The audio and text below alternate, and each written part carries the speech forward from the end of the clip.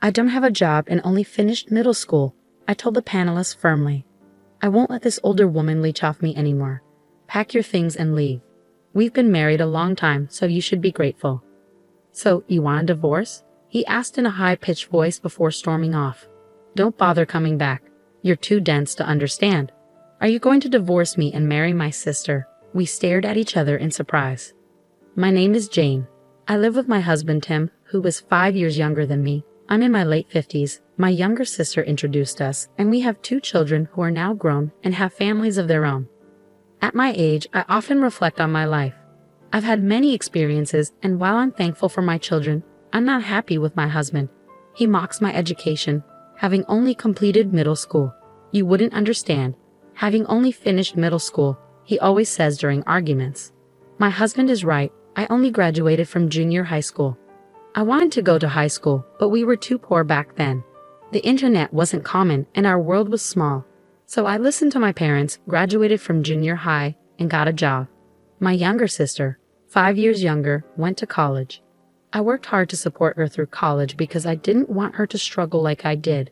She excelled and went to a top university where my husband was also a student. He's proud of his education and often uses it in arguments. When we first met, he didn't show this side. I was very happy when we got married and had our first daughter. But over time, my happiness faded. Back then, many women quit their jobs after marriage, but he insisted I keep working full-time while managing the house and raising our child. When our first son was born, he quit his job, expecting me to handle all the household chores and childcare alone. I hoped he would support us financially, but he didn't. After 6 months of him being unemployed, I finally said, "It's time for you to find a job." "Who do you think you're talking to?" he replied. "You're the only one here. It's been 6 months. Are you going to stay unemployed? You think you can order me around? Not happening. Unlike you, who only finished junior high school, I'm more accomplished." "Good for you. So when are you planning to achieve your goals?" "If I want a job, I'll find one. And you don't get to decide what job I take. I have that choice." "All right then, go ahead and choose." "I can't. There's no job that interests me. He might have graduated from a top university and be good at studying, but he can't support our family. Without action, his fancy degree means nothing. Then at least contribute something to the family." "What kind of fool are you? It's absurd for me to do everything, isn't it? You're the one who had our children. You should appreciate that." I stayed with this man for years because of our circumstances.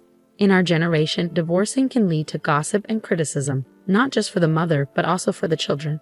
I want to avoid that, but now that our kids are grown up, I think it might be time to end things with him. I'm nearing retirement age. Is it wise to consider divorce now? Just thinking about it makes my future seem brighter. Lately, I've been studying for my high school equivalency exam. With the kids grown, I have more time to focus on studying. I recently passed the exam, but I haven't told my husband. I know he would make fun of me if he knew. The other day, I got an acceptance letter. Soon after, my sister called me. "Hey, are you home?" "I'm on my way." "What's up?" "I'll explain when I get there." "All right, I'll be at the station. Unlock the door in 10 minutes. "Okay, see you soon." She hung up abruptly. 10 minutes later, my sister arrived. "What's wrong?" "How's your husband?" "We got divorced." "What? When did you get divorced?" "Oh, about 6 months ago." "I had no idea. I didn't tell you. By the way, do you have a spare room at your place?" "No, we don't." "Yes, you do. The kids are all grown up now."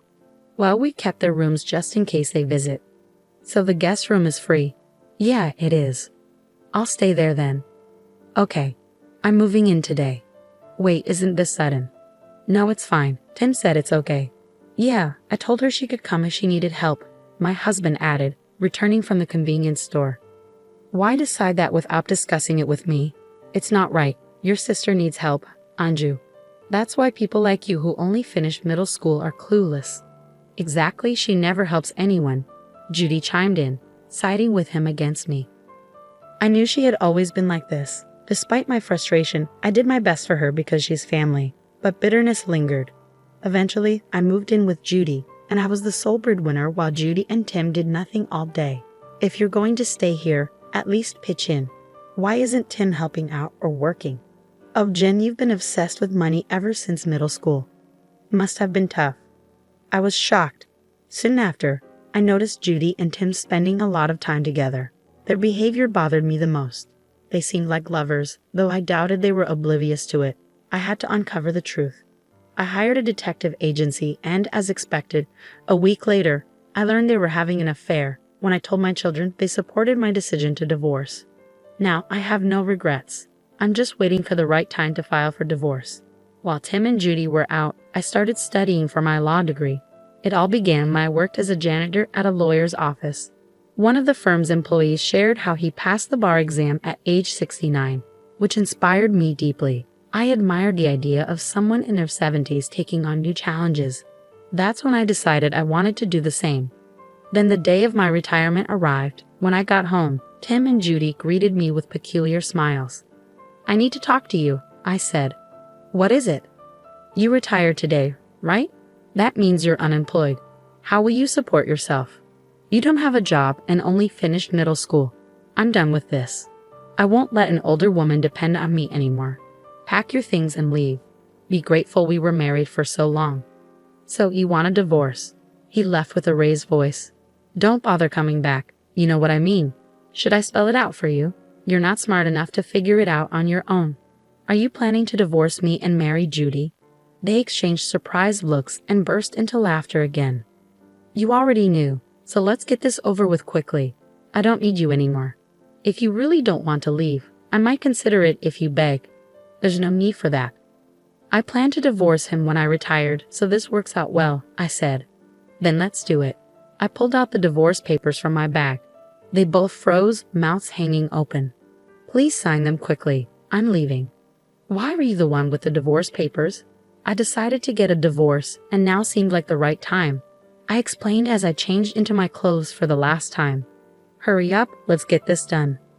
"It's good that Jen is leaving anyway," Tim remarked, signing the divorce papers under Judy's urging. "All right, that's it," I confirmed, checking his signature without hesitation. He didn't seem pleased with my straightforwardness.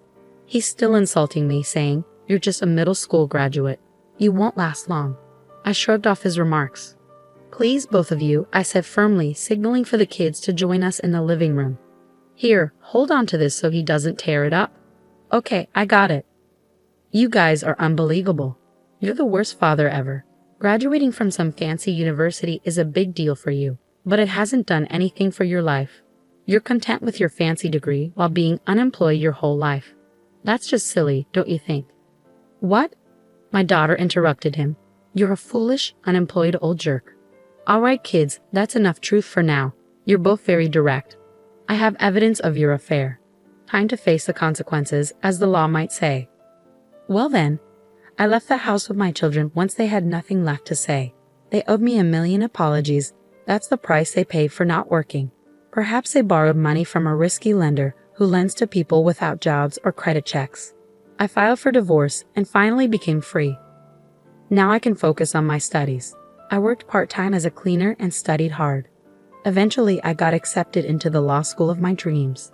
After 4 years of studying, I graduated and passed the bar exam. Finally, I became the lawyer I always wanted to be. My children and their families threw me a little party. Life feels wonderful. But you know what? They were looking for me. How would I know? My ex-husband arrived at my new home tearful. "Your sister Judy doesn't work at all. We're broke." I tried to see the kids, but they won't talk to me. "Of course not, you fool. What did you expect? I told you it amounted to something. All you had was a fancy college degree. It means nothing now. Don't belittle me. You're just trying to justify yourself. You never even finished middle school, for goodness sake." "Well, actually, I just passed the bar exam.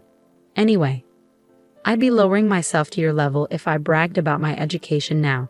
It's funny that you're now asking for money from someone you used to mock. Why do you live in such a nice place?" "Because of my job." "You work?" "Yeah, I do. I used to clean at a law firm." "You're a cleaner?" "Yeah, I am. I clean my own office." "Your office? What? What's the problem?" I kept the chain on the door and opened it. "Here." I showed my ex-husband my lawyer's badge. He froze. "You know, if you keep bothering me like this, I'll fight you in court. You can't keep intruding into my life."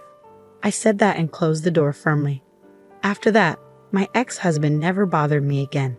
Judy tried once, but I told her the same thing, and she stopped coming around too. Those two, relying only on their education, will likely continue to struggle without putting in any effort. That's their path now. If you keep pushing forward in life, anything is possible. Jen is a hardworking person deserving of respect.